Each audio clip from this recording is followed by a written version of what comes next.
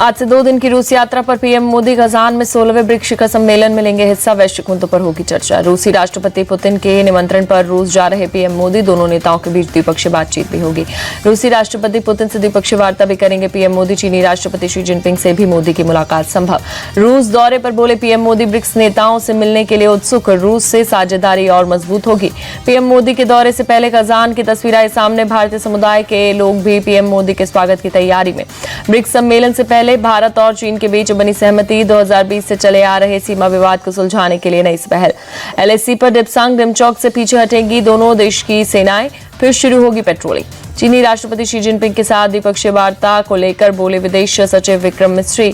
पिछले कई हफ्तों से भारत और चीन के बीच राजनयिक और सैन्य वार्ता हो रही। यूपी के सीएम योगी आदित्यनाथ आज मथुरा दौरे पर जाएंगे। विकास परिषद की बोर्ड की बैठक में शामिल होने के अलावा संघ प्रमुख मोहन भागवत से करेंगे मुलाकात। महाराष्ट्र झारखंड विधानसभा चुनाव के लिए आज से शुरू होगा नामांकन। 29 अक्टूबर है नामांकन की आखिरी तारीख। सीट शेयरिंग को लेकर मुंबई में आज महाविकास अघाड़ी के नेताओं की होगी बैठक। उद्धव ठाकरे, शरद पवार और बाला साहेब थोराट होंगे शामिल। दिल्ली में कांग्रेस चुनाव समिति की हुई बैठक। 62 से 63 नामों पर हुई चर्चा। सूत्रों के मुताबिक करीब 55 नामों पर लगी मुहर। सीसी की अगली बैठक 25 अक्टूबर को होगी। 25 अक्टूबर को आ सकती है कांग्रेस की पहली लिस्ट। महाराष्ट्र कांग्रेस अध्यक्ष नाना पटोले का अटैक। महाविकास अघाड़ी से ज्यादा महायुति में गड़बड़। एनसीपी अजित पवार गुट ने अपनी सीटिंग एमएलए को एबी फॉर्म बांटना शुरू किया। 21 विधायकों को मिला AB form. NCP Ajit Pawar गुट की स्टार प्रचारकों की लिस्ट जारी। लिस्ट में नवाब मलिक का नाम नहीं। महाराष्ट्र विधानसभा चुनाव के लिए वंचित बहुजन अघाड़ी ने लिस्ट जारी की। 16 उम्मीदवारों का किया ऐलान। महाराष्ट्र के अकोला में योगेंद्र यादव के कार्यक्रम में वंचित बहुजन अघाड़ी के कार्यकर्ताओं का हंगामा। भाषण के दौरान मंच पर चढ़े 40 से 50 लोग।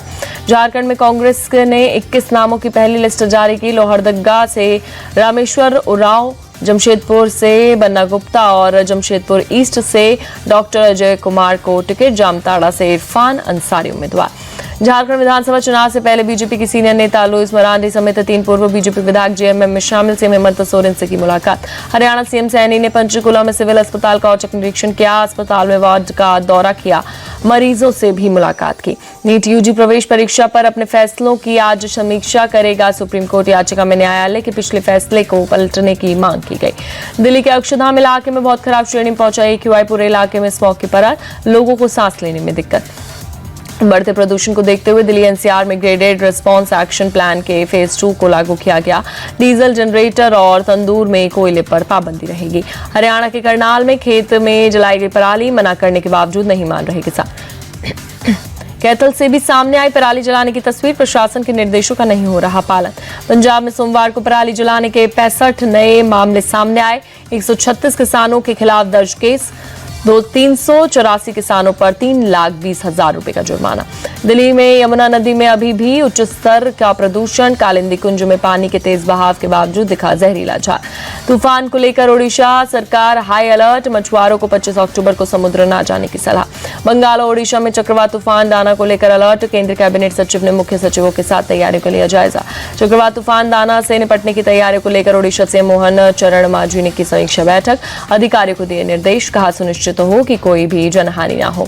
चक्रवाती तूफान दाना को देखते हुए इंडियन कोस्ट गार्ड ने की पूरी तैयारी। किसी भी आपात हालत से निपटने की तैयारी।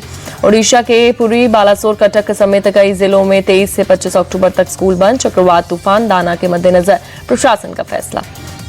बेंगलुरु के कई इलाकों में बीती शाम हुई तेज बारिश। जगह जगह जलभराव से आम जनजीवन बेहाल। अहमदाबाद में फर्जी कोर्ट लगाने के आरोप में एक वकील गिरफ्तार। मध्यस्थ बनकर विवादित जमीनों के लिए कई आदेश दिया था। रायबरेली में नकली पनीर के कारोबार का भांडाफोड़। सिंथेटिक पाउडर समेत 2.50 क्विंटल पनीर बरामद। पुलिस ने छापेमारी कर फैक्ट्री को किया सील। बागपत में खाद्य विभाग की टीम का एक्शन। 650 किलो मिलावटी मावा बरामद कर नष्ट किया गया।